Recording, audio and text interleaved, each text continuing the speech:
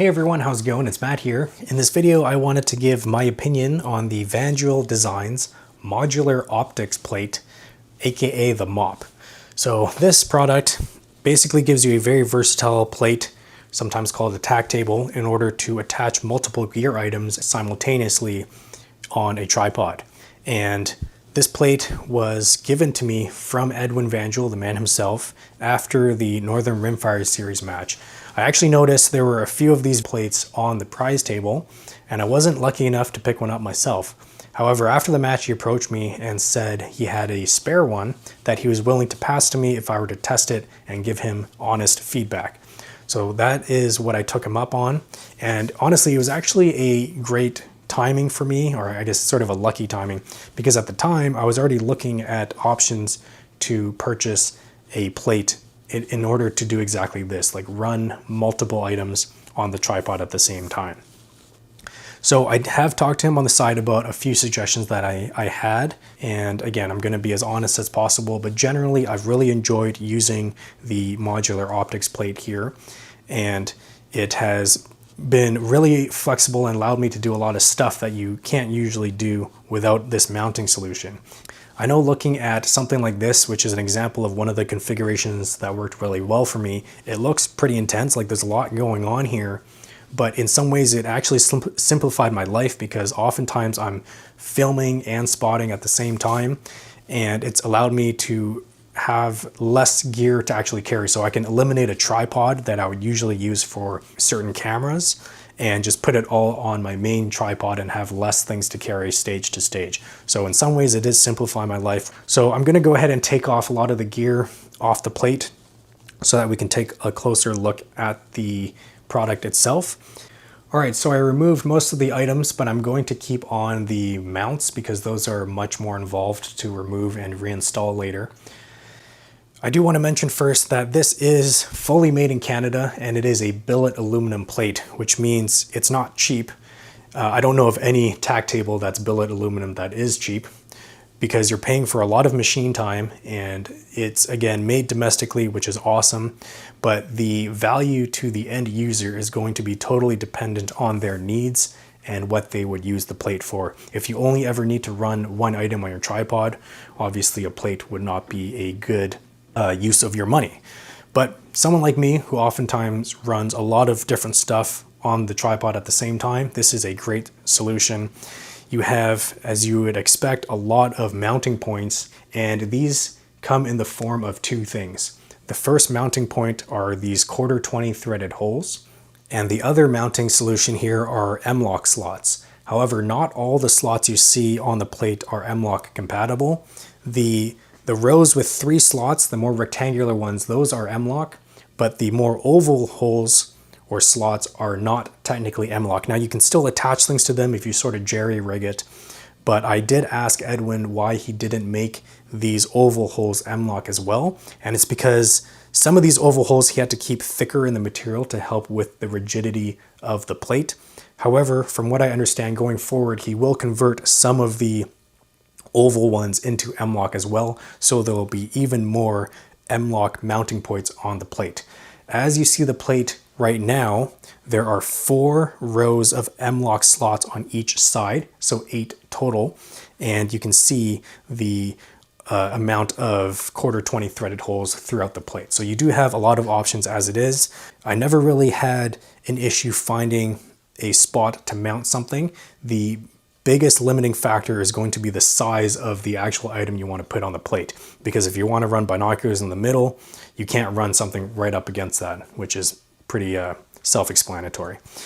Another suggestion I had for him off the bat was I did notice the unit that I got had very weak anodizing finish to it, and it was getting scratched a lot easier than what I would have liked. Doesn't affect the function at all, but I know some people would have been picky about it, so he did mention to me that the new ones are being type 3 anodized, which should be a lot stronger. Optics plate mounts to the ball head with an Arca rail machined into the bottom of the plate. However, one thing I wish he did, and I would recommend, is to machine the plate a little bit higher from the Arca rail, because as it is now, there's very little room above this tensioning knob. My finger doesn't even quite fit over the knob because the plate is so close by. So you have to sort of just wedge your fingers and do smaller turns. One more suggestion I would give is to implement optional stoppers for the arc rail. If you were to just drill and tap 2 small screw holes, we could choose to run a screw into that to act as a safety stop, so this plate can't accidentally slip out of the arc clamp if it were to accidentally loosen or if it were to get bumped or something like that. I oftentimes am running very expensive camera equipment and optics on the top of this plate. So if this were to come loose, there's nothing preventing it from just sliding off. So if you had 2 screws on either side, we could choose to run them or not, just depending on your use case. Besides that, the plate worked really well for me. Again, it's quite versatile, and I also like the fact that it has some depth to it, because you can get similar products that are a lot thinner, but you don't have as much room to play with back and forth. And I also found when I was using this to spot, the entire edge of this was a nice sort of way to steer the entire system a little bit more accurately. So I will now go ahead and talk about how I was running this for myself personally. What you see on the plate right now is actually what I just had lying around that just ended up working. My intentions were to upgrade them, but they worked so well I just sort of put it off. I have a simple Arca rail clamp on the right side, a mini ball head, and an action camera mount. They're all attached with the 1/4-20 threaded holes. This one I have a screw that comes down and attaches to the plate. The mini ball head, I actually put a screw through the threaded socket from the bottom and then screwed the ball head to the protruding screw. However, Really Right Stuff and Leo Photo and probably other companies do make, I think they're called micro ball heads that are on a stem, and the bottom of the stem is a 1/4-20 thread, so you could mount it directly onto the plate. The way I mounted this one wasn't exactly how it was intended to be used, but again, it actually worked pretty well, and those micro ball heads can be quite expensive. So for my use case, this was good enough. And then I just have a little arm attached for an action camera on the left side.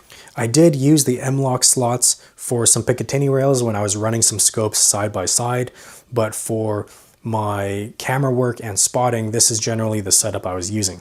So the mini ball head would usually hold my main spotting item. So we'll have these swirl binos for an example.